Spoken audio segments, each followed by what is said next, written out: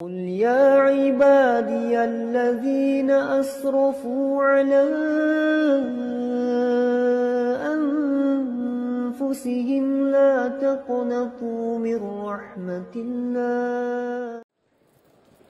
بسم الله الرحمن الرحيم. إن الحمد لله نحمده ونستعينه ونستغفره ونعوذ بالله من شرور أنفسنا ومن سيئات أعمالنا. من يهده الله فلا مضل له ومن يضلل فلا هادي له. أشهد أن لا إله إلا الله وحده لا شريك له وأشهد أن محمدا عبده ورسوله لا نبي بعد. أما بعد، يا أيها الذين آمنوا اتقوا الله حق تقاته ولا تموتن إلا وأنتم مسلمون. يا أيها الناس اتقوا ربكم الذي خلقكم من نفس واحدة وخلق منها زوجها وبث منهما رجالا كثيرا ونساء واتقوا الله الذي تساءلون به والأرحام إن الله كان عليكم رقيبا. يا أيها الذين آمنوا اتقوا الله وقولوا قولا سديدا يصلح لكم أعمالكم ويغفر لكم ذنوبكم ومن يطع الله ورسوله فقد فاز فوزا عظيما. أما بعد، فإن أصدق الحديث كتاب الله وخير الهدي هدي محمد صلى الله عليه وسلم وشر الأمور محدثاتها فإن كل محدثة بدعة وكل بدعة ضلالة. Ikhwatul Islam, saudara kaum muslimin, para tamu Allah rahimani wa rahimakumullah. Alhamdulillah, Allah Subhanahu wa taala kembali memberikan kemudahan kepada kita bersama untuk bisa duduk berkumpul di dalam masjid Rasulullah sallallahu alaihi wasallam, masjid yang pondasinya adalah iman dan takwa kepada Allah Subhanahu wa taala. Masjid yang akan membuat kita semangat beribadah kepada Allah. Masjid di mana kita merasa bahwa iman kita bertambah kepada Allah Subhanahu wa taala, sebagaimana pula bertambah kecintaan kita kepada Rasulullah sallallahu alaihi wasallam. Masjid yang dibangun oleh Nabi sallallahu alaihi wasallam, masjid yang dibangun oleh sahabat Nabi sallallahu alaihi wasallam dengan perjuangan yang luar biasa. Nabi sallallahu alaihi wasallam membangun masjid yang mulia ini sambil mengatakan, Allahumma la khaira illa khairal akhirah, Allahumma arham al-ansar wal muhajirah.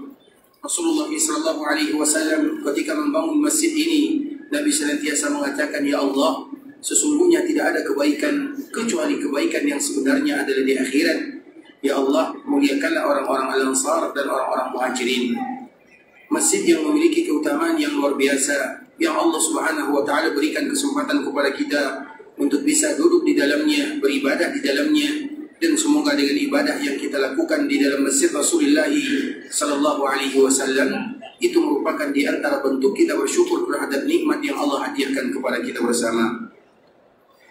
Kemudian salawat beriringkan salam semoga senantiasa tercurahkan buat junjungan alam Nabi kita yang mulia, uswah dan qudwah kita bersama, Muhammad bin Abdullah sallallahu alaihi wasallam. Bersolawat kepada Rasulullah sallallahu alaihi wasallam merupakan kemuliaan yang luar biasa. Dan yang perlu kita ketahui, ikhwatul Islam, ketika kita ingin bersolawat kepada Nabi sallallahu alaihi wasallam, maka bersolawatlah kepada Nabi dengan lafaz-lafaz yang diajarkan oleh Nabi kita yang mulia sallallahu alaihi wasallam. Bukan berarti kita tidak boleh bersolawat kepada Nabi dengan kata-kata yang lainnya, terutama kata-kata yang tidak ada unsur hulu di dalamnya. Namun tentunya tidak akan ada lafaz yang terbaik kecuali lafaz yang diajarkan oleh Nabi sallallahu alaihi wasallam kepada umatnya. Maka sejatinya kita mencari apa selawat yang diajarkan oleh Nabi kepada kita bersama.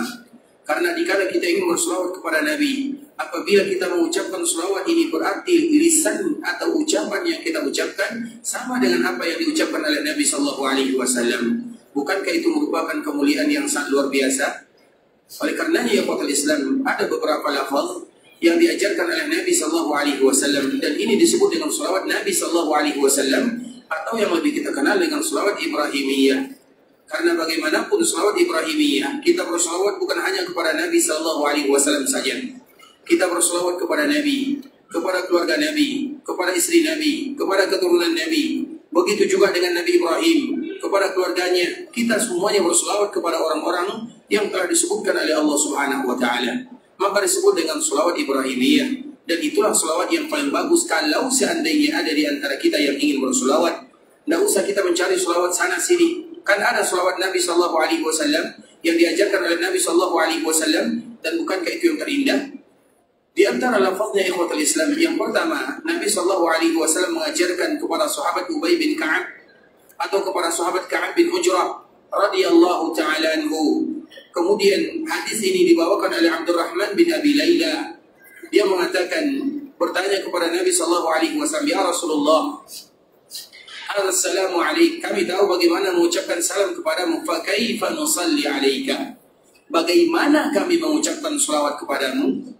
Kenapa para sahabat bertanya, bagaimana kami mengucapkan salawat kepadamu? Berarti mereka ingin mengetahui bagaimana lafaz yang paling indah ketika ingin bersalawat kepada Nabi SAW. Para sahabat mengatakan, ya Rasulullah, salam kami tahu. Karena kalimat salam tidak akan berubah. Mulai dari zaman dahulu kala, assalam itu ucapannya adalah assalamualaikum. Semuanya sama, assalamualaikum. Baik juga umat-umat sebelumnya, umat Nabi SAW, kalimat salam itu sama semuanya. Tapi kalimat salawat, para sahabat bertanya, fa kaifa nusalli alaika, bagaimana pula kami bersalawat kepadamu? Artinya kalau seandainya sahabat bertanya bagaimana bersalawat kepada Nabi, maka kita tentunya lebih pantas bertanya bagaimana kita harus bersalawat kepada Nabi SAW.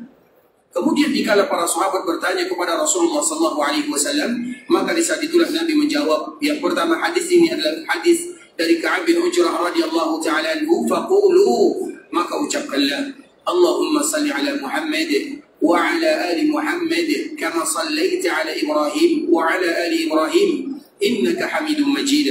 Allahumma barik ala Muhammad wa ala ali Muhammad kama barakta ala Ibrahim wa ala ali Ibrahim innaka Hamidum Majid.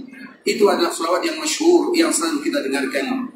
Dan ini dibawakan oleh Imam Bukhari dan Imam Muslim tanpa ditambah satu huruf pun atau dikurangi satu huruf pun.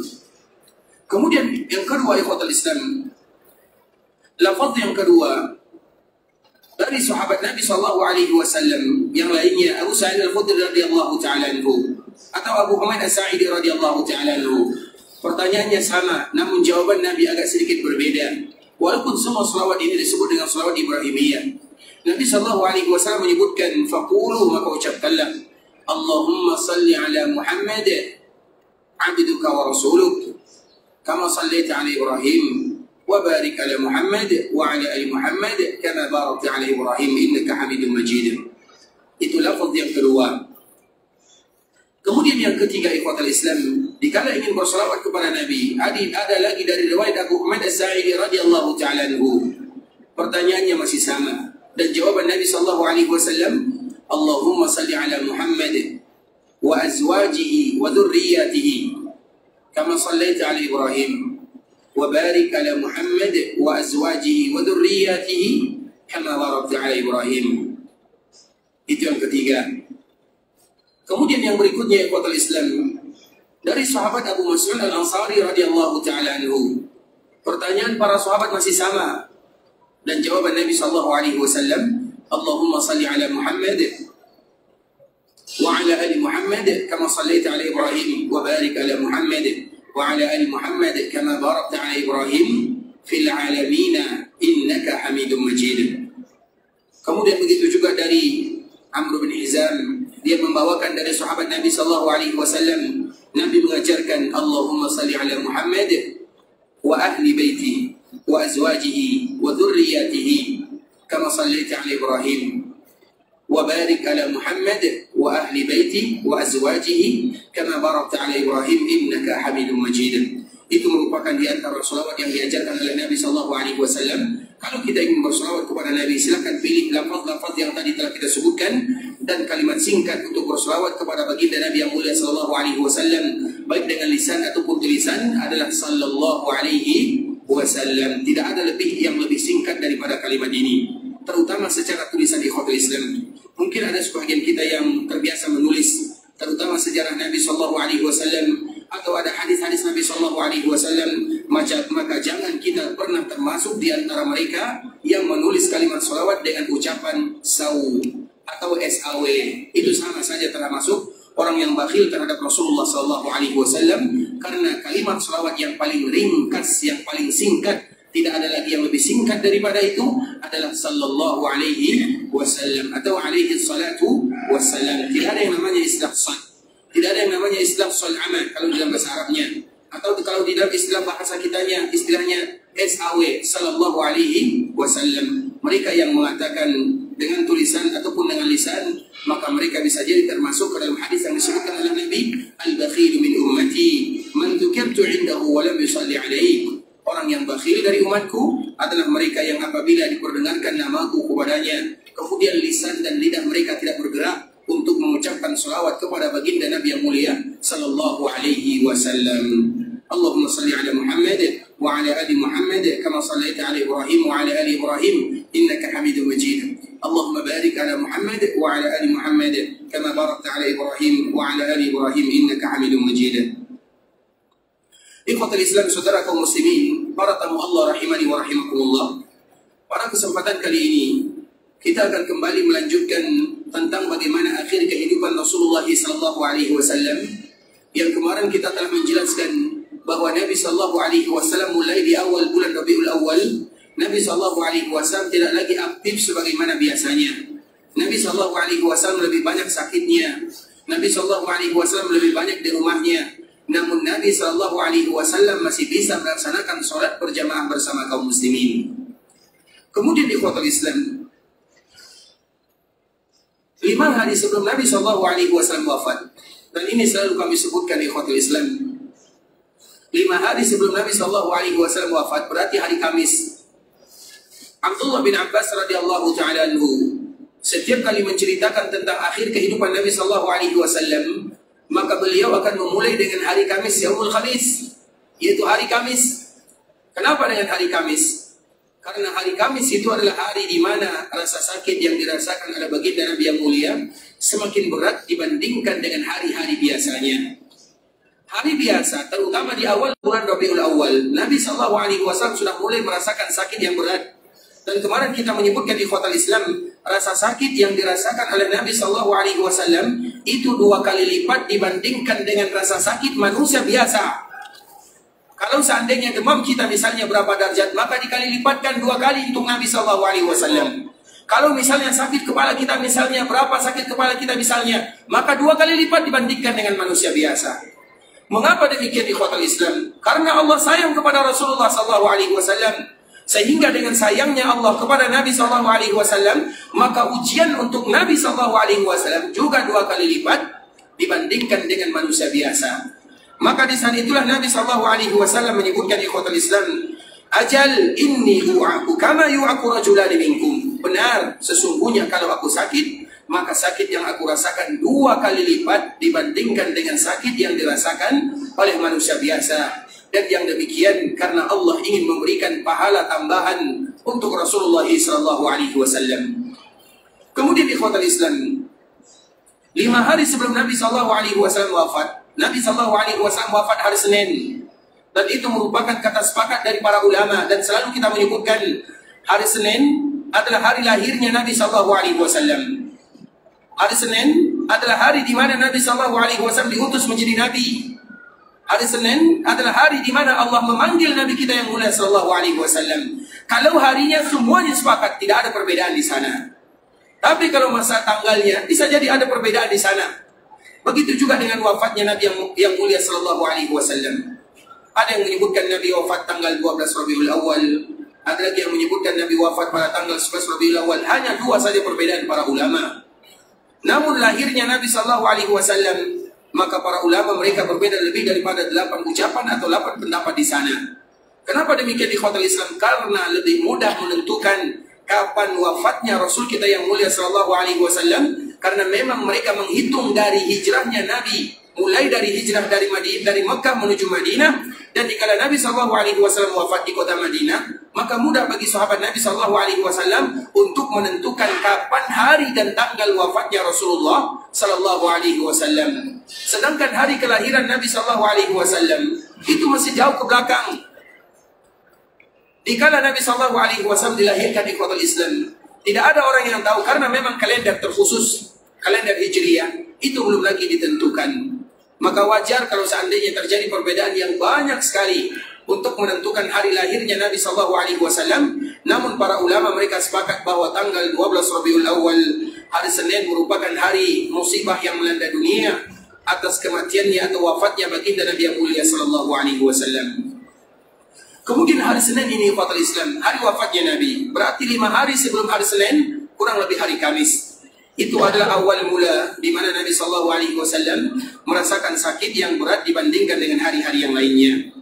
Ikhwatul Islam, saudara kaum muslimin, para tamu Allah rahimani wa rahimakumullah. Di hari Kamis, Nabi sallallahu alaihi wasallam masih bisa menjadi imam untuk para sahabatnya. Karena memang dikala Nabi sallallahu alaihi wasallam masih hidup, tidak satu pun sahabat yang berani menggantikan posisi Nabi kita yang mulia untuk menjadi imam, kecuali hanya 2 orang sahabat saja. Jadi yang pernah menjadi imam di zaman Nabi sallallahu alaihi wasallam, dikala Nabi sallallahu alaihi wasallam masih hidup, dan dikala Nabi sallallahu alaihi wasallam ada di tengah-tengah mereka, hanya 2 orang sahabat saja. Siapa yang tahu? Siapa sahabat yang menjadi imam di zaman Nabi sallallahu alaihi wasallam dan Nabi ada di tengah-tengah mereka? Yang pertama, Abu Bakar As-Siddiq, semua kita tahu. Yang kedua yang kurang kita tahu, Abdurrahman bin Auf.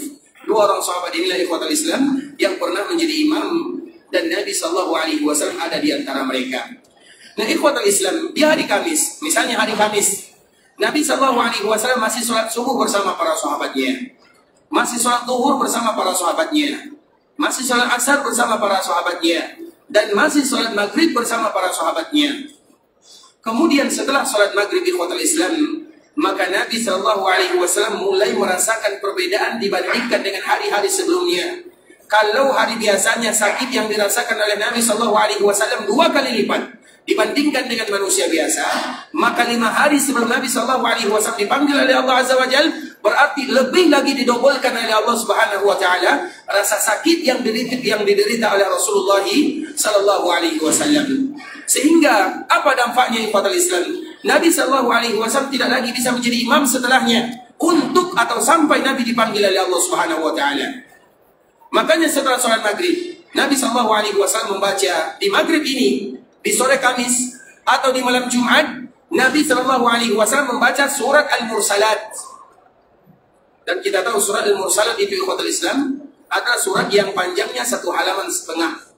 Artinya kalau sholat maghrib, kadang Nabi sallallahu alaihi wasallam membaca ayat yang pendek, kadang Nabi sallallahu alaihi wasallam juga membaca ayat yang panjang. Jadi tidak mesti semuanya ayat di dalam surat atau di dalam sholat maghrib itu umat Islam harus kul a'udzu birabbin nas, kul a'udzu birabbil falaq.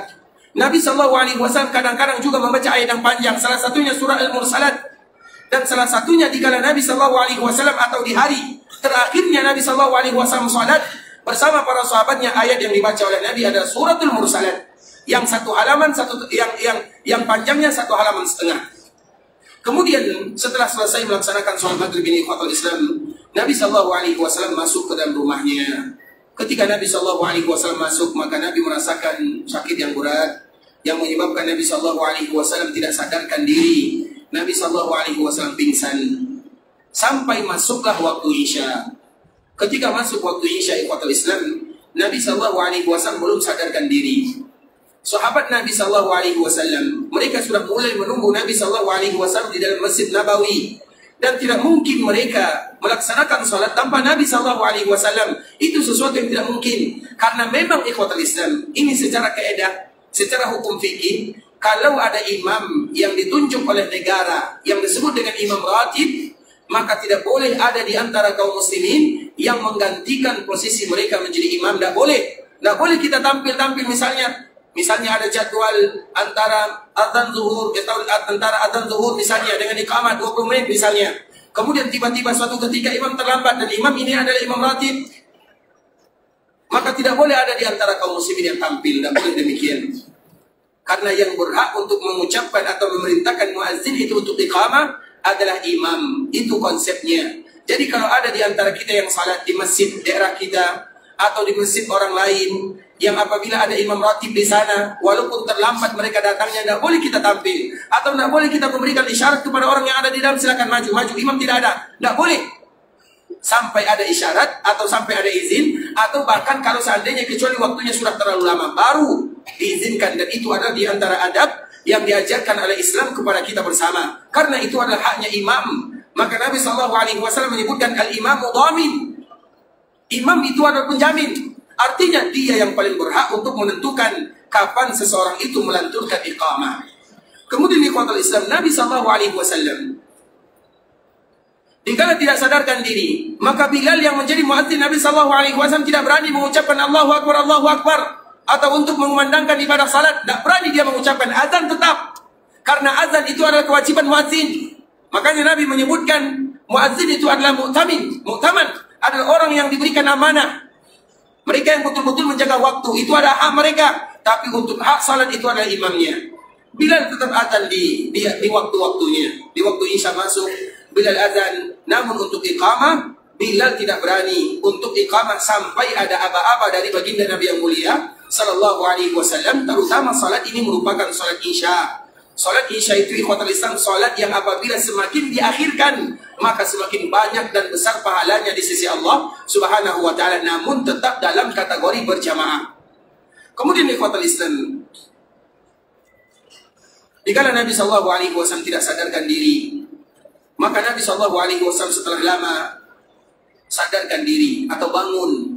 Kemudian Nabi sallallahu alaihi wasallam bertanya. Pertanyaan Nabi yang pertama, "Asallan nas?" Apakah sahabatku sudah melaksanakan ibadah salat? Maka orang-orang yang ada di sekitar Nabi sallallahu alaihi wasallam mengatakan, "Hum yantazirunaka ya Rasulullah." Ya Rasulullah, para sahabatmu belum lagi melaksanakan ibadah salat, mereka masih menunggumu. Kemudian Nabi sallallahu alaihi wasallam mengambil bejana yang ada isi airnya. Kemudian Nabi sallallahu alaihi wasallam membersihkan dan membasuh mukanya.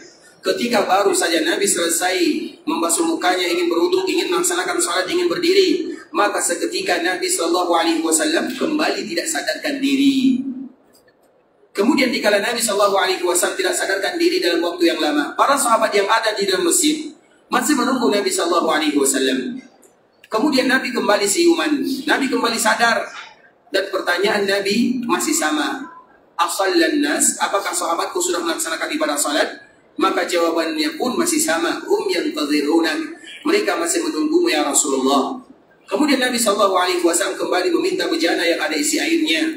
Kemudian Nabi membasuh mukanya. Setelah Nabi melakukan yang demikian, ingin bangkit, ingin berdiri, Nabi tidak bisa lagi berdiri.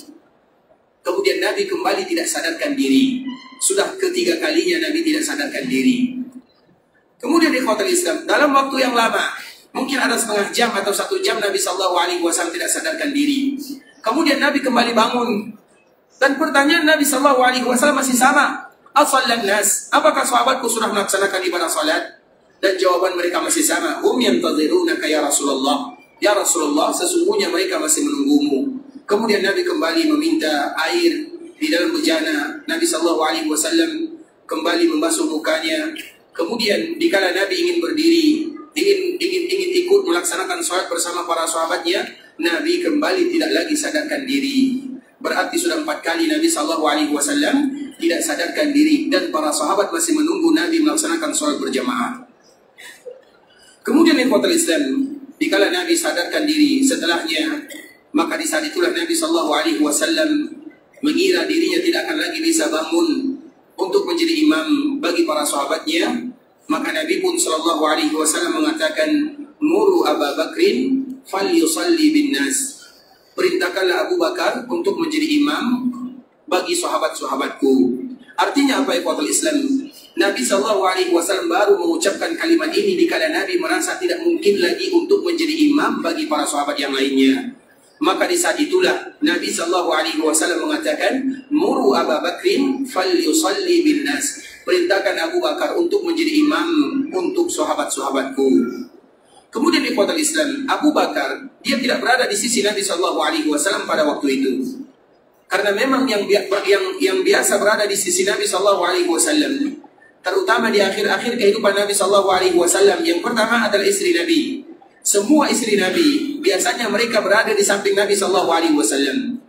Kemudian mereka yang biasa bersama Nabi SAW adalah keluarga Nabi. Siapa mereka? Yang pertama tentunya Ali bin Abi Thalib, menantu Nabi, sepupu Nabi, dan juga itu merupakan anaknya Nabi SAW. Karena memang Ali bin Abi Thalib, Nabi yang menjaganya semenjak dia kecil. Selain dia merupakan anak yang dijaga oleh Nabi, dia juga sepupu Nabi, dia juga menantu Nabi SAW. Kemudian siapa lagi yang bersama Nabi sallallahu alaihi wasallam? Al-Abbas. Al-Abbas itu ikhwatul Islam adalah orang yang senantiasa tidak pernah meninggalkan Nabi sallallahu alaihi wasallam. Bahkan mulai sebelum dia masuk ke dalam agama Islam. Dikala Nabi berdakwah di kota Mekah Mukarramah, dia belum masuk ke dalam agama Islam, tapi dia yang selalu mengawal Nabi sallallahu alaihi wasallam. Al-Abbas itu orang yang tinggi besar, kuat. Dia senantiasa bersama Nabi sallallahu alaihi wasallam mulai dari awal dakwah Nabi, bahkan di akhir kehidupan Nabi sallallahu alaihi wasallam, dia juga bersama Nabi sallallahu alaihi wasallam. Kemudian siapa lagi bersama Nabi sallallahu alaihi wasallam? Anaknya Abdullah bin Abbas. Kemudian begitu juga dengan Kusam, begitu juga dengan Usama, orang yang juga dicintai oleh Nabi sallallahu alaihi wasallam. Mereka ini ikhwatul Islam adalah orang yang senantiasa bersama Nabi sallallahu alaihi wasallam, terutama untuk memenuhi kebutuhan Nabi sallallahu alaihi wasallam di akhir kehidupannya. Karena bisa jadi keluarga Nabi sallallahu alaihi wasallam atau istri Nabi sallallahu alaihi wasallam ada hal-hal yang tidak bisa mereka lakukan untuk membantu Nabi sallallahu alaihi wasallam, maka mereka senantiasa berada di rumah Nabi, menjaga Nabi, mempersiapkan kebutuhan Nabi sallallahu alaihi wasallam. Kemudian dikala Nabi sallallahu alaihi wasallam sadar tidak bisa lagi menjadi imam, Nabi tidak bisa lagi bangkit, maka Nabi mengatakan perintahkan Abu Bakar yang menjadi imam bagi kaum muslimin. Maka dikala Nabi sallallahu alaihi wasallam mengatakan kalimat ini, ada Aisyah di sampingnya. Aisyah tahu bagaimana keadaan orang tuanya, bagaimana Abu Bakar As-Siddiq. Aisyah radhiyallahu taala anha sayang kepada suaminya dan dia juga sayang kepada orang tuanya. Apa kata Aisyah kepada Rasulullah sallallahu alaihi wasallam? Ya Rasulullah, carilah yang lain. Jangan Abu Bakar As-Siddiq radhiyallahu taala anhu, jangan orang tuaku. Nabi sallallahu alaihi wasallam tidak mau. Dan Aisyah mengatakan yang demikian karena apabila Abu Bakar yang menjadi imam, maka sulit bagi Abu Bakar untuk menyelesaikan salat bersama kaum muslimin. Karena kalau seandainya Abu Bakar mengatakan Allahu Akbar, maka tidak akan didengarkan lagi kecuali tangisannya. Abu Bakar itu adalah orang yang sering menangis. Abu Bakar itu adalah orang yang paling mudah meneteskan air mata, orang yang paling lembut hatinya, yang kalau seandainya keimanan Abu Bakar As-Siddiq ditimbang dengan keimanan semua manusia yang ada dari kalangan umat Nabi sallallahu alaihi wasallam, la rajaha imanu Abi Bakar, maka iman Abu Bakar akan tetap lebih tinggi, lebih kuat, lebih berat dibandingkan dengan semua umat Nabi sallallahu alaihi wasallam. Abu Bakar orang yang paling lembut hatinya, paling mudah meneteskan air mata. Karena memang di antara bentuk kelembutan hati kita ini ikhwatul Islam dibuktikan dengan air mata yang jatuh karena Allah Subhanahu wa taala. Maka Nabi sallallahu alaihi wasallam menyebutkan apabila ada seorang insan, seorang hamba yang mengeluarkan air mata karena takut kepada Allah Subhanahu wa taala, maka nanti di akhirat dia tidak akan pernah lagi merasakan ketakutan. Allah Subhanahu wa taala tidak akan mengumpulkan untuk manusia antara dua ketakutan dan dua keamanan. Tidak akan ada yang namanya dua rasa takut atau dua rasa aman. Apa artinya ikhwatul Islam? Mereka yang merasa takut dalam kehidupan dunia, takut akan dosanya, takut akan siksaan Allah Subhanahu wa taala, maka mereka inilah orang-orang yang aman pada kehidupan yang berikutnya. Allah tidak mungkin mengumpulkan dua rasa takut terhadap hambanya. Kalau mereka takut di dunia, ingat dosanya, menetes air mata, ingat kesalahannya, ingat kezalimannya, ingat kelalaiannya, kemudian dia mengatakan, ya Allah, ampunkan dosaku. Maka nanti di akhirat dia tidak akan pernah lagi merasakan rasa takut. Namun sebaliknya ikhwatul Islam, mereka yang merasa aman tinggal dalam kehidupan dunia, maka mereka tidak akan aman tinggal dalam kehidupan akhirat. Mereka yang merasa aman-aman saja dalam kehidupannya, merasa tidak bersalah, merasa tidak ada dosanya, tidak pernah meneteskan air mata karena Allah Subhanahu wa taala. Kita ikhwatul Islam, kalau seandainya ada masalah yang berkaitan dengan kehidupan dunia, mudah bagi kita meneteskan air mata. Tapi pernahkah kita meneteskan air mata? Satu-satunya alasan ada karena takut kepada Allah Subhanahu wa taala. Takut salat kita tidak diterima, takut ibadah kita tidak diterima, takut kita dikumpulkan oleh Allah bersama orang-orang yang zalim. Pernah tidak kita meneteskan air mata yang demikian? Air mata yang menetes karena Allah Subhanahu wa taala, bukan karena yang lainnya. Nah, Abu Bakar As-Siddiq radhiyallahu taala anhu adalah orang yang sering meneteskan air mata dan paling mudah keluar air matanya. Makanya Aisyah radhiyallahu taala anha, ketika Nabi sallallahu alaihi wasallam mengatakan muru Abu Bakr falyusalli bin nas, Aisyah bukan berarti menentang perintah Nabi sallallahu alaihi wasallam. Namun Aisyah khawatir kaum muslimin tidak jadi melaksanakan salat Isya. Karena Abu Bakar setelah mengucapkan Allahu Akbar, maka yang terdengar adalah bukan bacaannya. Isya itu salat yang dijaharkan bacaannya. Karena Abu Bakar baru saja mengucapkan Alhamdulillahirabbil alamin, maka dia tidak bisa lagi menyambung untuk ayat yang kedua, meneteskan air mata. Tidak mungkin dia berdiri di tempat Nabi SAW berdiri. Itulah maksud daripada ibunda kita Aisyah radhiyallahu taala anha. Jangankan di akhir kehidupan Nabi, ketika Nabi sakit, di hari-hari biasa saja, Abu Bakar adalah orang yang sering menangis karena Allah Subhanahu wa taala. Makanya Aisyah tahu ayahnya. Sehingga Nabi SAW dikala mengatakan muru Abu Bakar falyusalli bin nas, Aisyah mengatakan, ya Rasulullah, perintahkan yang lain. Perintahkan Umar, perintahkan ini, perintahkan fulan. Nabi SAW tidak mau. Nabi mau Abu Bakar yang menjadi imam bagi kaum muslimin. Kemudian pada akhirnya ikhwatul Islam, tentunya Aisyah radhiyallahu taala anha tidak ada pilihan baginya kecuali mengindahkan apa yang disebutkan oleh Nabi SAW. Maka dicari Abu Bakar, diperintahkan Abu Bakar untuk menjadi imam salat. Abu Bakar As-Siddiq,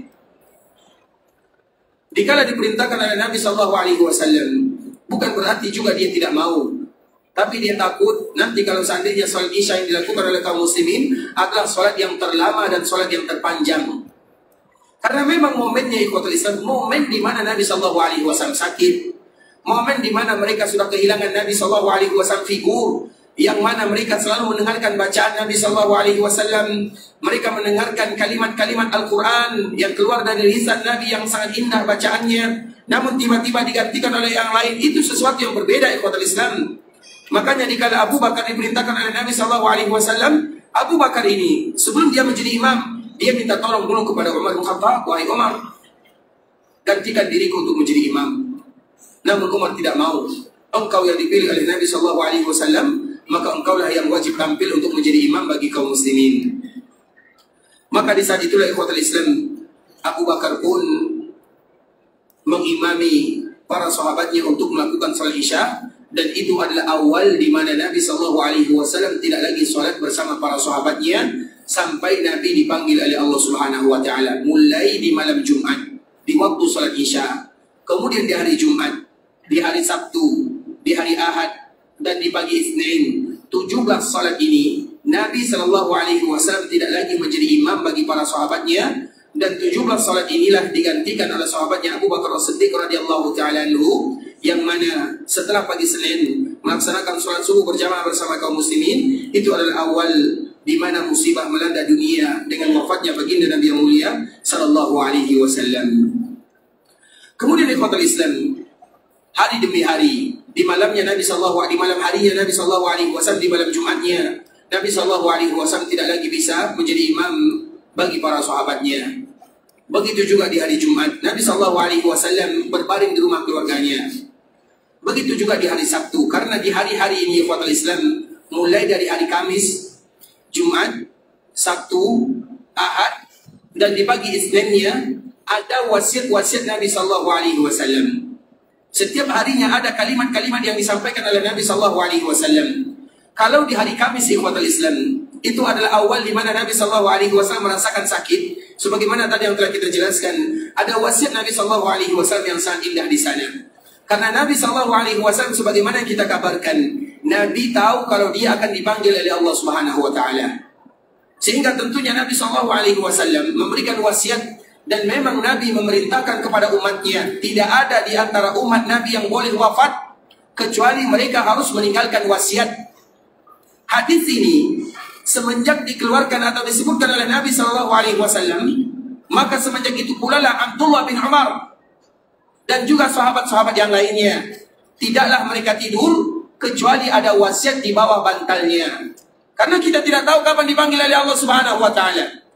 Dan kita tidak mewajibkan, namun itu merupakan perintah Nabi sallallahu alaihi wasallam. Jangan ada di antara kaum muslimin yang meninggal kecuali mereka memiliki wasiat, terutama wasiat kepada keluarganya, kepada keturunannya. Dan wasiat yang paling indah adalah wasiat para nabi dan para rasul. Wasiat mereka tidak lain tidak bukan memberikan wasiat kepada keluarganya agar selalu beribadah kepada Allah Subhanahu wa taala. Begitu juga dengan wasiat-wasiat yang lainnya. Kemudian ikhwatul Islam, Nabi sallallahu alaihi wasallam memiliki wasiat mulai dari hari Kamis. Hari Kamis ini apa wasiat Nabi sallallahu alaihi wasallam? Wasiat Nabi sallallahu alaihi wasallam, adalah sebuah doa yang dinukilkan oleh Imam Malik dalam kitabnya Al-Muwatta. Nabi SAW tahu dia akan meninggal. Dan kalau Nabi SAW meninggal, Nabi khawatir terjadi fitnah dari kalangan umatnya. Karena memang fitnah yang paling besar adalah wafatnya baginda Nabi yang mulia SAW. Kemudian apa kata Nabi SAW? Allahumma la taj'al qabri wasanan yu'bada. Ya Allah, jangan jadikan perkuburanku sebagai wasan yang diibadati. Maka pada hari Jumat ini, ikhwatul Islam, dikala Abdullah bin Abbas ada di samping Nabi SAW, dikala Aisyah ada di samping Nabi SAW, dikala di samping Nabi ada Ummu Salamah, ada Ummu Habibah, yang mana mereka bercerita kepada Nabi SAW. Kebetulan mereka, istri Nabi dan keluarga Nabi ini, mereka bercerita kepada Nabi SAW kejadian yang pernah mereka alami dikala mereka berada di sebuah daerah yang bernama Habasyah. Ummu Habibah adalah orang yang hijrah pernah tinggal di Habasyah.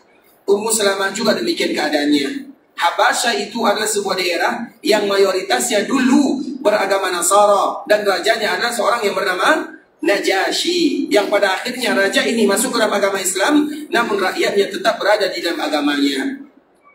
Dikala para istri Nabi SAW ada di Habasyah, mereka banyak memperhatikan ada patung ini, ada patung itu, ada patung Nabi Isa, ada patung Maryam alaihi wassalam. Padahal itu bukan patung mereka berdua, patung yang dibuat-buat saja. Karena bagaimana seseorang membuat patung Nabi Isa alaihi salam? Pernahkah mereka melihat Nabi Isa? Seperti misalnya ada di antara kaum muslimin ikhwatul Islam, kami mohon maaf, ada di antara mereka yang mungkin melukis Nabi SAW mungkin berat, tapi ada di antara kaum muslimin yang melukis Abu Bakar As-Siddiq radhiyallahu ta'ala anhu, Umar bin Khattab, Utsman bin Affan, Ali bin Abi Thalib. Apakah mereka pernah melihat Abu Bakar, Utsman, Ali, Umar radhiyallahu ta'ala anhum ajma'in sehingga mereka harus membuat gambar dan lukisannya? Tidak pernah, ikhwatul Islam. Karena kita jauh jaraknya dari sahabat-sahabat yang mulia ini. Begitu juga agama-agama sebelumnya. Mereka membuat patung Maryam. Apakah mereka pernah melihat Maryam? Tidak. Begitu juga mereka membuat patungnya Nabi Isa. Apakah mereka pernah melihat Nabi Isa? Jawabannya tentu tidak. Dan kita harus ingat di ikhwatul Islam, agama Nasara itu adalah agama yang mulai dari 4 abad setelah wafatnya atau setelah diangkatnya Nabi Isa, baru terjadi pergeseran di dalamnya. Kemudian istri Nabi SAW menceritakan kejadian yang mereka lihat di Habasyah. Nabi pada waktu itu mulai merasakan sakit yang luar biasa. Nabi SAW karena saking sakitnya, Nabi selalu menutup mulutnya. Kemudian dibuka, ditutup, karena untuk menahan rasa sakit. Karena biasanya ikhwatul Islam kalau rasa sakit, kadang-kadang kita mengeluarkan suara. Nah, Nabi SAW dan juga dianjurkan bagi kita, kalau kita merasakan atau kita mendapatkan rasa sakit, maka dianjurkan bagi kita untuk menahannya dan tidak mengeluarkan suara. Karena memang kadang-kadang sulit di ikhwatul Islam, tapi itu merupakan di antara salah satu yang diajarkan oleh Nabi kepada umatnya. Makanya Imam Ahmad rahimahullahu ta'ala dan juga imam-imam yang lainnya, kalau mereka sakit, mereka tidak mau mengeluarkan suara. Mereka khawatir itu adalah bagian daripada rintihan. Karena memang Nabi SAW melarang umatnya merintih. Begitu juga dengan Nabi SAW, sakit yang dirasakan oleh Nabi berat sekali ikhwatul Islam, sehingga Nabi SAW tidak mengeluarkan suara, menahan suaranya, namun Nabi menutup mukanya, karena betul-betul Nabi SAW menahan sakit yang berat, maka Nabi SAW menutup mukanya. Nah, dikala Nabi melakukan yang demikian, istri Nabi bercerita bagaimana keadaan yang dulu ada di Habasyah. Apa kata Rasulullah SAW? Rasulullah SAW menyebutkan, mereka itu, kata Nabi SAW, adalah orang-orang yang apabila meninggal Nabi dari kalangannya atau orang-orang soleh dari kalangannya, maka mereka menjadikan perkuburan Nabinya, orang-orang soleh dari kalangannya, sebagai masjid. Sehingga Nabi SAW menyebutkan setelahnya, la'natullahi 'alal yahudi wan nasara ittakhadhu qubur anbiya'ihim wa salihihim masajida. Allah akan memberikan laknat kepada orang-orang Yahudi dan orang-orang Nasara karena mereka menjadikan perkuburan nabinya, perkuburan orang saleh dari kalangan mereka sebagai masjid. Apa artinya ikhwatul Islam? Karena antara masjid dengan perkuburan dua hal yang tidak boleh disatukan. Beribadah kepada Allah adalah di masjid Allah Subhanahu wa taala. Sedangkan di perkuburan kaum muslimin, perkuburan para nabi, perkuburan orang-orang saleh, maka tentunya kita melakukan ziarah sebagaimana yang dianjurkan oleh baginda Nabi yang mulia sallallahu alaihi wasallam, bukan beribadah di sana.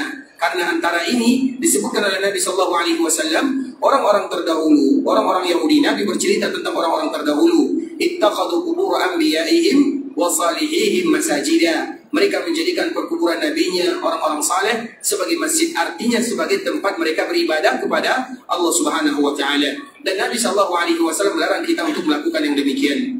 Maka itu merupakan pesan Nabi sallallahu alaihi wasallam di hari Kamis. Kenapa Nabi berpesan demikian ikhwatul Islam? Karena Nabi khawatir perkuburan Nabi dijadikan tempat ibadah oleh umatnya, bukan lagi tempat berziarah sebagaimana yang dianjurkan oleh baginda Nabi yang mulia sallallahu alaihi wasallam. Sedangkan kita sebagai umat Nabi ikhwatul Islam, ketika kita datang ke perkuburan Nabi, maka yang dianjurkan bagi kita adalah berziarah, kemudian berdoa dengan doa yang diajarkan dan disebutkan oleh para ulama. Kalau kita datang ke kota Madinah, di antara salah satu yang dianjurkan bagi kita melakukannya adalah berziarah ke perkuburan Nabi sallallahu alaihi wasallam. Kemudian ketika kita berziarah, kita mengucapkan Assalamu alayka ya Rasulullah wa rahmatullahi wa barakatuh. Sallallahu wa sallama wa baraka alayka wa jazaka afdala ma jaza nabiyyan an ummati. Itulah yang dianjurkan bagi kita melakukannya, tidak lebih daripada itu. Dikala kita datang ke perkuburan Nabi sallallahu alaihi wasallam, di antara bentuk adab yang Nabi sallallahu alaihi wasallam ajarkan kepada kita bersama adalah mengucapkan salam kepada Nabi, mengucapkan salawat kepada Nabi, berdoa kepada Allah agar Allah memberikan kemuliaan kepada Nabi sallallahu alaihi wasallam. Itu yang diajarkan oleh Nabi sallallahu alaihi wasallam kepada umatnya. Nabi tidak pernah mengajarkan umatnya untuk meminta kepada Nabi sallallahu alaihi wasallam setelah Nabi wafat. Ada di antara kaum muslimin yang berziarah, ya Rasulullah ampunkan dosaku, ya Rasulullah berikan kepadaku keturunan. Itu bukan diajarkan oleh Nabi. Namun Nabi sallallahu alaihi wasallam mengajarkan kepada kita berziarah, berselawat, mengucapkan salam, beribadah sesuai dengan apa yang Nabi sebutkan. Dan dengan ibadah yang kita lakukan ini, kita bertawassul kepada Allah Subhanahu wa taala dengannya. Baru itu yang diajarkan oleh Nabi sallallahu alaihi wasallam. Misalnya kita contohkan, ada di antara kita yang berselawat kepada Nabi, Allahumma salli ala Muhammad wa ala ali Muhammad. Banyak sekali dia berselawat kepada Nabi. Di Madinah dia berselawat kepada Nabi, di daerahnya dia berselawat kepada Nabi. Kemudian setelah dia berselawat kepada Nabi, dia mengatakan, ya Allah, dengan ibadah selawatku kepada Nabi sallallahu alaihi wasallam, ampunkan dosaku. Kalau demikian yang dia lakukan tidak menjadi masalah, dan bahkan itu dianjurkan bagi kita melakukannya. Bahkan apabila ada orang yang meminta kepada Allah tanpa berselawat kepada Nabi, tidak akan diterima doanya oleh Allah Subhanahu wa taala. Namun harus kita pisahkan ikhwatul Islam, meminta kepada Allah dengan berselawat kepada Nabi. Antara meminta kepada Nabi itu sendiri, itu dua hal yang berbeda. Yang pertama dianjurkan, diajarkan. Yang kedua dilarang bagi kita melakukannya. Karena Nabi sendiri yang menyebutkan, idza sa'alta fas'alillah wa idza ista'anta fasta'in billah. Apabila kalian ingin meminta-minta apa saja, yang belum menikah dimudahkan pernikahannya, yang belum punya keturunan dimudahkan keturunannya, minta kepada Allah Subhanahu wa taala, bukan minta kepada Nabi. Atau minta kepada Allah Subhanahu wa taala dengan ibadah yang kita lakukan. Misalnya, ya Allah, dengan selawat yang aku panjatkan, yang aku ucapkan untuk Nabi sallallahu alaihi wasallam, terimalah selawat tersebut, kemudian berikan kepadaku keturunan dengan mengucapkan selawat ini. Karena itu adalah bagian daripada beribadah. Dan juga dengan ibadah yang lainnya. Misalnya, ada di antara kita yang ingin berdoa kepada Allah, kemudian dia banyak melakukan salat di dalam Masjid Nabawi. Ya Allah, dengan aku salat karenamu, betul-betul ingin mengharapkan pahala darimu, maka mudahkanlah urusanku. Ada di antara kita yang masuk ke dalam Masjid Nabawi, dia baca doa, atau dia baca Quran, kemudian dia mengatakan, ya Allah, dengan ayat-ayatmu yang aku lantunkan dalam kehidupan dunia, berikan kepadaku kemudahan dalam setiap urusan. Itu baru dilakukan oleh kaum muslimin. Tapi kalau seandainya mereka meminta kepada Nabi sallallahu alaihi wasallam, itulah yang dilarang oleh Nabi sallallahu alaihi wasallam. Dua perkara yang berbeda. Perbedaannya tipis sekali ikhwatul Islam. Makanya ada yang mengatakan, ya Rasulullah, ampunkan dosaku, berikan keturunan kepadaku, sampaikan kepada Allah seperti ini. Tapi pertanyaannya, atau tapi yang paling bagus yang harus kita lakukan, ya Allah, dengan selawatku kepada Nabimu, maka mudahkanlah urusanku, ampunkanlah dosaku, lancarkanlah urusanku. Itulah yang dianjurkan bagi kaum muslimin untuk melakukannya. Dua perbedaan, yang perbedaannya sangat tipis sekali ikhwatul Islam. Oleh karenanya, Nabi sallallahu alaihi wasallam berwasiat kepada kita yang demikian 5 hari sebelum Nabi sallallahu alaihi wasallam meninggal. Kenapa kita harus menyebutkan 5 hari sallallahu alaihi wasallam sebelum meninggal memberikan wasiat seperti ini? Karena apabila 5 hari sebelum Nabi meninggal, tidak ada yang namanya istilah mansukh bagi wasiat Nabi sallallahu alaihi wasallam. Tidak mungkin wasiat Nabi ini dihapuskan. Karena 5 hari lagi Nabi SAW akan dipanggil oleh Allah Azza wa Jalla. Maka itulah gunanya. Apa tujuan kita untuk mengetahui wasiat Nabi kita yang mulia SAW? Di antara salah satunya masalah perkuburan Rasul kita yang mulia SAW. Karena Nabi itu ikhwatul Islam khawatir. Fitnah perkuburan itu bukan fitnah yang mudah. Fitnah yang betul-betul melanda kaum muslimin. Kita kaum muslimin dianjurkan bagi kita berziarah ke perkuburan, kepada perkuburan kaum muslimin, kepada perkuburan para ulama, kepada perkuburan orang-orang saleh. Salah satunya adalah perkuburan Baqi'. Di sana ada sahabat Nabi, keluarga Nabi, sahabat Nabi, orang-orang saleh, para ulama kaum muslimin. Dianjurkan bagi kita untuk berziarah. Namun ziarah yang kita lakukan tidak boleh berlebih daripada batasan-batasan yang telah disebutkan oleh Allah Subhanahu wa taala. Maka itu yang diinginkan oleh Nabi SAW bagi kita sebagai umatnya. Karena memang ikhwatul Islam, umat-umat terdahulu, mereka menjadikan perkuburan para nabinya berbeda dengan Nabi kita yang mulia. Makanya doa Nabi ini 5 hari sebelum Nabi wafat, itu adalah bentuk sayangnya Rasulullah kepada kita bersama, agar kita dikala berziarah ke perkuburan Nabi dijaga oleh Allah perkuburan Nabi. Maka sampai dunia hari kiamat ikhwatul Islam, perkuburan Nabi akan tetap dijaga oleh Allah Subhanahu wa taala. Yang menjaganya adalah Allah Subhanahu wa taala. Perkuburan Nabi adalah perkuburan yang betul-betul mulia, sebagaimana mulianya Rasulullah SAW, dan itu atas permintaan Nabi SAW. Makanya kenapa rahasianya ikhwatul Islam, semua umat Nabi mengetahui di mana nabinya dikuburkan, semuanya tanpa terkecuali.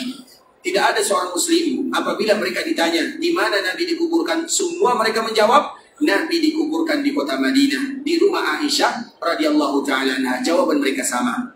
Tapi kalau seandainya kita tanya nabi-nabi yang lainnya, di mana Nabi Ibrahim dikuburkan? Di mana Nabi Ismail dikuburkan? Iya, mereka dikuburkan, tapi di mana posisinya? Pasti ada perbedaan di sana. Di mana Nabi Yusuf dikuburkan? Di mana Nabi Nuh dikuburkan? Di mana Nabi Musa? Di mana Nabi Harun? Di mana yang para nabi itu jumlahnya 124.000 orang nabi? Di mana mereka dikuburkan? Yang mana Rasul itu jumlahnya 313 orang, di mana mereka dikuburkan? Pasti terjadi perbedaan di sana. Karena memang mereka sebelum meninggal, mereka tidak berdoa sebagaimana doa Nabi SAW. Dan itu doa Nabi ini adalah kasih sayangnya Nabi kepada umatnya. Karena Nabi ingin mengajarkan kita untuk selalu menghambakan diri kepada Allah Subhanahu wa ta'ala. Maka itu merupakan di antara pesan Rasulullah SAW. Kemudian ikhwatul Islam, hari Jumat Nabi SAW juga tidak bisa melaksanakan sholat bersama kaum muslimin, dan juga di sana ada pesan Nabi SAW. Di antara pesan Nabi SAW yang lain ikhwatul Islam adalah bagaimana supaya kaum muslimin mereka menjaga sholatnya dan berlaku baik terhadap orang-orang yang telah memberikan jasa kepada mereka atau pembantu mereka. Makanya para sahabat Nabi SAW menyebutkan di antara pesan Nabi SAW, as-salatu salah wa ma malakat aymanukum. Hendaklah kalian menjaga salat wahai umatku. Jaga salat. Dan juga kalau kita terjemahkan wa ma malakat aymanukum, untuk di zaman sekarang ini bisa kita kiaskan kepada mereka-mereka yang telah memberikan bantuan kepada kita, pembantu rumah tangga dan yang semisalnya. Nabi SAW betul-betul berpesan, jaga dua ini. Yang pertama salat, dan yang kedua pembantu. Kalau budak mungkin tidak ada lagi di zaman sekarang ini ikhwatul Islam, maka dikiaskan kepada pembantu, jaga dua ini. Itu juga merupakan di antara pesan Rasulullah SAW, terutama perkara sholat. Makanya tadi kita saksikan bagaimana akhir kehidupan Nabi SAW, atau bagaimana akhir daripada Nabi tidak lagi bisa menjadi imam sholat bagi kaum muslimin. Pertanyaan yang pertama kali muncul dari Nabi, as-sallan nas, apakah manusia sudah salat? Karena perkara salat itu ikhwatul Islam adalah perkara yang bukan main-main. Satu-satunya ibadah yang diwajibkan oleh Allah dari langit ketujuh, yang diperintahkan oleh Allah umat Nabi melakukannya dan agar mereka selalu menjaganya. Makanya di dalam Al-Quran ikhwatul Islam ada sebuah ayat yang apabila ada seorang hamba bisa melakukannya, maka dijamin oleh Allah Subhanahu wa ta'ala masuk ke dalam surga Firdaus. Di dalam surat Al-Mu'minun, qad aflaha al-mu'minun alladzina hum fi salatihim khashi'un. Allah Subhanahu wa ta'ala menyebutkan beruntung orang-orang yang beriman. Sifat yang pertama, mereka yang khusyuk di dalam salatnya. Kemudian sifat yang terakhir, banyak sifat yang disebutkan oleh Allah, nanti bisa kita baca sendiri. Sifat yang terakhir, walladzina hum ala salawatihim yuhafidun. Mereka yang menjaga salatnya. Ayat pertama diawali mereka yang khusyuk di dalam salatnya. Ayat terakhir diakhiri dengan mereka yang menjaga ibadah salatnya. maka setelahnya baru Allah menyebutkan ulaika humul warithun, mereka itu akan menjadi pewaris, alladzina yarithunal firdausa hum fiha khalidun, mereka akan mewarisi surga Firdaus dan mereka akan kekal di dalamnya. Maka Nabi SAW betul-betul berpesan kepada kita bersama untuk menjaga ibadat salat. Kemudian di hari Sabtu, hari Jumat Nabi SAW juga tidak bisa. Hari Sabtu, para ulama berbeda antara Sabtu atau hari Ahad. Di sini juga ada pesan Nabi SAW kepada kita bersama, dan itu merupakan khutbah terakhir Nabi yang mulia SAW, dan itu adalah kali terakhir Nabi SAW masuk ke dalam masjidnya. Setelahnya Nabi tidak pernah lagi masuk ke dalam masjid untuk selama-lamanya. Apa pesan Nabi SAW? Ikhwatul Islam, Abu Bakar As-Siddiq radhiyallahu ta'ala anhu ingin menjenguk Rasulullah SAW di rumah putrinya Aisyah radhiyallahu ta'ala anha. Kemudian sebelum dia masuk ke rumah Nabi SAW, karena memang rumah Nabi SAW tidaklah dimasuki kecuali melewati masjid Rasulullah SAW. Dan tentunya setiap kali kita masuk ke dalam masjid ada kewajiban kita melaksanakan ibadah salat di sana. Ketika Abu Bakar radhiyallahu ta'ala anhu melewati masjid, kemudian salat di dalamnya, maka dia menjumpai ada orang-orang Ansar. Orang-orang Ansar ini, ikhwatul Islam, mereka duduk di dalam masjid Rasulullah SAW. Kemudian mereka menangis. Abu Bakar ini bertanya, wahai orang-orang Ansar, mengapa kalian duduk di sini? Apa yang menyebabkan kalian menangis? Maka orang-orang Ansar mengatakan, kami ingat dulu bagaimana majlis Nabi SAW di dalam Masjid Nabawi. Kami kangen kepada Rasulullah SAW. Kami rindu mendengarkan nasihat dari Rasulullah SAW. Kami rindu mendengarkan bacaan Nabi SAW. Sehingga orang Ansar mereka berkumpul di dalam Masjid Nabawi. Kemudian mereka menangis, mengingat Nabi SAW. Kemudian Abu Bakar As-Siddiq radhiyallahu ta'ala anhu masuk ke rumah Nabi SAW. Kemudian melihat keadaan Nabi SAW yang semakin parah. Nabi SAW terbaring. Nabi SAW tidak bisa lagi duduk. Nabi SAW merasakan sakit yang luar biasa. Namun Abu Bakar As-Siddiq tetap menyampaikan kabar yang tadi baru saja dilewatinya di dalam masjid Rasulullah SAW. Artinya Abu Bakar As-Siddiq menyampaikan kepada Rasulullah, ya Rasulullah, tadi aku melewati masjid. Kemudian aku mendapati orang-orang Ansar, mereka menangis. Dan mereka menangis karena rindu kepadamu ya Rasulullah. Kemudian apa yang terjadi ikhwatul Islam? Mendengarkan kalimat ini, maka Nabi SAW langsung bangkit. Nabi minta tolong kepada Ali bin Abi Thalib. Nabi minta tolong kepada Al-Abbas, berdirikan diriku atau tegakkan diriku. Aku ingin berdiri. Maka Al-Abbas, Ali bin Abi Thalib memapah Nabi SAW. Kemudian Nabi memerintahkan mereka untuk membawa dirinya menuju masjid. Kemudian dipanggil semua sahabat-sahabat Rasulullah SAW yang lainnya. Karena memang Nabi SAW dikala sakit, banyak para sahabat yang mereka menunggu Nabi SAW di dalam masjidnya. Nah, ini merupakan kali terakhir Nabi SAW masuk ke dalam masjid. Maka Nabi SAW masuk masjid. Kemudian dipapa oleh Ali bin Abi Thalib, Al-Abbas radhiyallahu ta'ala anhuma. Kemudian Nabi SAW menaiki mimbar. Ketika Nabi SAW naik mimbar, itu adalah khutbah terakhir yang disampaikan oleh Nabi SAW, yang setelahnya Nabi tidak pernah lagi berkhutbah. Itu adalah kali terakhir Nabi SAW menginjakkan kakinya di mimbar, yang setelahnya Nabi akan berpisah dari mimbar untuk selama-lamanya. Itu adalah kali terakhir Nabi SAW bertatapan muka dengan para sahabatnya, dan setelahnya Nabi SAW tidak akan pernah lagi bersua atau bertatap muka dengan sahabat-sahabat yang ada radhiyallahu ta'ala anhum ajma'in. Ikhwatul Islam, saudara kaum muslimin, para tamu Allah rahimani wa rahimakumullah. Insyaallah besok kita akan kembali melanjutkan pembahasan tentang bagaimana wasiat Rasulullah SAW di hari Sabtu atau di hari Ahad, yang mana pada hari Seninnya adalah hari di mana Allah Subhanahu wa taala memanggil Rasul kita yang mulia sallallahu alaihi wasallam. Dan semoga Allah Subhanahu wa taala mudahkan bagi kita untuk menyelesaikan bagaimana akhir daripada cerita kehidupan Rasul kita yang mulia, dan itu merupakan bentuk keteladanan kita mengikuti baginda Nabi yang mulia, mengetahui sejarahnya, terutama sejarah akhir kehidupan Rasulullah sallallahu alaihi wasallam. Ikhwatul Islam, saudara kaum muslimin, para tamu Allah rahimani wa rahimakumullah, sampai di sini pembahasan yang bisa kita jelaskan. Yang benar dari Allah Subhanahu wa taala, yang salah dari diri kami pribadi karena kurangnya ilmu kami, karena kebodohan dan kejahilan kami mohon dimaafkan kalau ada kesalahan dan kekurangan. Dan masih ada beberapa menit lagi sebelum kita melaksanakan salat Isya atau azan berkumandang. Sebagaimana biasanya kalau ada di antara kita yang bertanya, mungkin 1 atau 2 pertanyaan, maka kami persilakan. Tayyib ikhwatul Islam, kemarin ada pertanyaan masalah selawat kepada Rasulullah SAW. Siapa kemarin yang bertanya? Apa pertanyaannya, bisa diulang?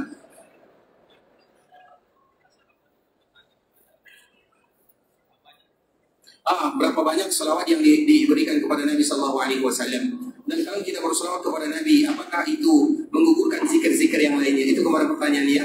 Tapi ikhwatul Islam, sebelum kita menutup ini, kita menjawab sedikit pertanyaan masalah berselawat kepada Nabi. Ada sebuah hadis yang dikeluarkan oleh Ubay bin Ka'ab, dibawakan oleh Imam Ahmad di dalam kitabnya Al-Musnad. Hadis ini adalah hadis yang masyhur. Rasulullah SAW berbicara dengan sahabatnya Ubay bin Ka'ab, yang mana pada akhirnya Ubay ini mengatakan, ya Rasulullah, aku akan menjadikan hari-hariku untuk berselawat kepadamu. Maka Nabi SAW menyebutkan, idzan tukfa hammuka wa tughfaru dzambuk. Hadis ini, sebelum kita jelaskan, kita harus tahu asbabul wurudnya hadis ini, karena hadis ini pangkalnya panjang sekali. Hadis ini berbicara tentang salat malam. Karena salat malam itu ikhwatul Islam diwajibkan kepada Nabi SAW dan juga diwajibkan kepada para sahabat Nabi di awal dakwah, terutama di kota Mekah Mukarramah. Kenapa diwajibkan kepada Nabi? Karena salat malam itu adalah salah satu alasan Allah untuk meringankan dakwah Nabi SAW dan juga meringankan perjuangan sahabat Nabi SAW. Artinya apa ikhwatul Islam? Kalau ada di antara kita yang memiliki masalah yang berat, ada musibah, ada masalah, maka di antara salah satu meringankan masalah kita adalah dengan salat malam. Makanya itulah kenapa Nabi diwajibkan salat malam, karena perjuangan Nabi berat. Di antara salah satu yang meringankan perjuangan Nabi adalah dengan salat. Salah satunya adalah salat malam. Nah, di kala salat malam ini, suatu ketika Nabi SAW membangunkan para sahabatnya. Nabi SAW bangunkan mereka salat malam, walaupun hukumnya tidak wajib, terutama setelah mereka sampai di Madinah. Namun Nabi SAW ingin mengajarkan sahabatnya untuk salat malam. Kemudian di salat malam ini, tentunya biasanya kita berdoa untuk diri kita pribadi. Jika kita melakukan salat malam, kita berdoa kepada Allah Subhanahu wa Ta'ala. Nah, Ubay bin Ka'ab salah satu yang melakukan salat malam. Ini salah satu sebab urutnya. Kemudian Nabi SAW mengajarkan bagaimana berselawat kepada Rasulullah SAW, terutama di salat malam ini. Maka apa kata Ubay bin Ka'ab? Biasanya Ubay bin Ka'ab yang meriwayatkan hadis ini, kalau dia salat malam, dia selalu berdoa kepada dirinya, ya Allah, ampunkan dosaku, mudahkan urusanku, lancarkan semuanya untuk dirinya. Kemudian Nabi mengajarkan bagaimana keutamaan berselawat. Apa kata Ubay bin Ka'ab? Ya Rasulullah, kalau aku ingin berselawat kepadamu, berapa yang aku jadikan bagian darinya? Berapa bagian aku jadikan berselawat kepadamu? Bagian ini, bagian mana? Tentunya tidak mungkin serta-merta demikian saja, yaitu bagian dikala mereka melaksanakan salat malam dan berdoa kepada Allah Subhanahu wa Ta'ala. Mana bagian untuk Nabi SAW? Karena sebagaimana tadi yang kita sebutkan, berselawat kepada Nabi adalah salah satu pintu untuk dikabulkan doa kepada Allah Subhanahu wa Ta'ala atau oleh Allah Subhanahu wa Ta'ala. Makanya mereka yang tidak berselawat kepada Nabi tidak mungkin dikabulkan doanya oleh Allah Azza wa Jalla. Makanya ada di dalam sebuah kitab ikhwatul Islam, Jala'ul Afham, disebutkan di sana ada 40 keutamaan bagaimana kita kalau berselawat kepada baginda Nabi yang mulia sallallahu alaihi wasallam. Jadi berselawat kepada Nabi itu ada 40 keutamaan yang ada di dalamnya. Salah satunya adalah dikabulkan doa oleh Allah Subhanahu wa Ta'ala. Nah, sahabat Ubay bin Ka'ab ini berselawat kepada Nabi di dalam doa, mesti, tidak mungkin tidak. Tapi berapa bagian yang harus kita jadikan? Maka sahabat ini mengatakan, apakah seperempat ya Rasulullah? Maka Nabi mengatakan, kalau semakin banyak semakin bagus. Pada akhirnya sahabat ini mengatakan, aku akan jadikan semuanya untuk berselawat kepadamu ya Rasulullah. Artinya, yang tadi dia ingin berdoa untuk dirinya, maka sekarang dia berselawat kepada baginda Nabi yang mulia sallallahu alaihi wasallam. Misalnya doanya tadi, misalnya, ya Allah mudahkan urusanku, ya Allah lancarkan perkaraku, ya Allah tumbuhkan tumbuh-tumbuhanku misalnya. Dia berdoa kepada Allah untuk dirinya. Nah sekarang dia ingin merubah salat malamnya untuk berselawat kepada Rasulullah sallallahu alaihi wasallam semuanya. Maka di saat itulah Nabi sallallahu alaihi wasallam menyebutkan, idzan tukfa hammuka wa tughfaru dzambuk. Maka diberikan dua kemuliaan yang luar biasa. Karena biasanya ketika kita berdoa kepada Allah, apa yang kita minta? Kita tidak akan pernah keluar dari dua perkara. Kebaikan di dunia dan kebaikan di akhirat, itu semuanya. Semuanya tidak akan keluar dari dua perkara ini. maka itulah yang disebutkan oleh Nabi, idzan tukfahammuk, berkaitan dengan dunia, wa tughfaru dzambuk, berkaitan dengan akhirat. Artinya kalau kalian berselawat kepada Nabi, semua kebaikan akan kalian dapatkan. Dan itu pengganti daripada semua kebaikan. Apa kata Rasulullah? Kalau kalian menjadikan hari-hari kalian, terutama di dalam salat malam, berselawat semuanya kepada Rasulullah SAW, Allah akan hilangkan gundah gelana masalah musibah. Dan permintaan kita tidak keluar dari musibah ini. Ya Allah, lapangkan urusanku, masalah. Ya Allah, bantu pekerjaanku, juga masalah. Dan itu merupakan semua kata kunci yang ada dalam masalah dunia. Idzan tukfahammuk, apabila kalian menjadikan hari-hari kalian, misalnya ada di antara kita yang sholat malam, atau yang bangun di malam hari, dia tidak bisa berdoa kepada Allah kecuali mengucapkan Allahumma salli ala Muhammad sallallahu alaihi wasallam. Itu yang selalu dia ucapkan sampai fajar, sampai subuh misalnya. Maka ingatlah keutamaan yang disebutkan oleh Nabi. Allah akan hilangkan gundah gelana masalah musibah yang menimpanya dalam kehidupan dunia, dan Allah akan ampunkan dosa-dosanya. Artinya kebaikan dunia dan kebaikan akhirat. Nah, hadis ini itulah asbabul wurudnya. Itulah penyebab hadis ini disebutkan oleh Nabi SAW. Dan selawat itu ada di antara zikir yang paling mulia. Tapi zikir yang paling mulia itu, ikhwatul Islam, juga tergantung waktunya. Misalnya kita contohkan, secara mutlak zikir yang paling mulia itu adalah baca Quran. Semuanya para ulama mereka sepakat di sana. Tapi kalau seandainya ada orang yang sholat 5 waktu, kemudian setelah sholat mereka, apa yang mereka lakukan setelah sholat? Berzikir kepada Allah. Setelah kita sholat ini, yang paling bagus adalah baca Quran atau mengucapkan astagfirullah. Mana yang paling bagus? Setelah kita sholat, mana yang paling bagus kita ucapkan? Baca Quran atau astagfirullah? Astagfirullah Allahumma antas salam wa minkas salam. Astagfirullah. Kenapa? Bukankah zikir yang paling bagus itu adalah Al-Quran? Bukankah di Al-Quran itu juga ada kalimat astagfirullah? Mana yang paling bagus? Zikir yang tadi disebutkan di ikhwatul Islam, astagfirullah, astagfirullah. Padahal kita tahu Quran itu adalah zikir mutlak yang paling bagus. Tapi dilihat momen dan waktunya. Jadi zikir itu akan semakin indah di waktu-waktunya. Bisa dipahami? Itu pertanyaan, insya Allah bisa mewakili jawaban. Ada pertanyaan lain? Tapi ikhwatul Islam, saudara kaum muslimin, para tamu Allah rahimani wa rahimakumullah, karena waktu kita juga yang terbatas. Semoga Allah Subhanahu wa taala mudahkan urusan kita semuanya. Allah Subhanahu wa taala ampunkan dosa kita, dan duduknya kita di masjid Rasulullah SAW semoga menjadi amal ibadah yang kita bisa bawa berjumpa dengan Allah Subhanahu wa taala. Karena memang Nabi SAW menyebutkan barang siapa yang datang ke masjid Rasulullah dalam rangka belajar agama, intinya dia ingin mendengarkan ayat-ayat Al-Quran ataupun hadis-hadis Rasulullah SAW. Padahal pembahasan kita ini adalah pembahasan yang mungkin sebagian kita mereka sudah tahu, tapi tujuan kita adalah tidak lain tidak bukan ingin bermajlis, ingin duduk bersama kaum muslimin, ingin duduk mendapatkan naungan dari Allah Subhanahu wa taala dan juga dari naungan malaikat-malaikat Allah Azza wa Jalla. Maka di saat itulah Allah dan Nabi yang menyebutkan fa huwa bi manzilatil mujahidi fi sabilillah. Orang yang datang ke Masjid Nabawi belajar agama, mendengarkan Al-Quran, membaca hadis Nabi SAW, maka sama saja dia terhitung sebagai orang yang berjihad di jalan Allah Subhanahu wa taala. Dan semoga kita semua terhitung sebagai orang yang berjihad di jalan Allah Subhanahu wa taala. اللهم تقبل منا صلاتنا وصيامنا ودعاءنا وركوعنا وسجودنا وكل عبادتنا يا الله إنك أنت السميع العليم وتب علينا إنك أنت التواب الرحيم. ربنا ظلمنا أنفسنا وإن لم تغفر لنا وترحمنا لنكونن من الخاسرين. ربنا آتنا في الدنيا حسنة وفي الآخرة حسنة وقنا عذاب النار. وصل اللهم وسلم على نبينا وحبيبنا وخليلنا وسيدنا محمد وعلى آله وصحبه أجمعين. السلام عليكم ورحمة الله وبركاته. قل يا عبادي الذين أسرفوا على أنفسهم لا تقنطوا من رحمة الله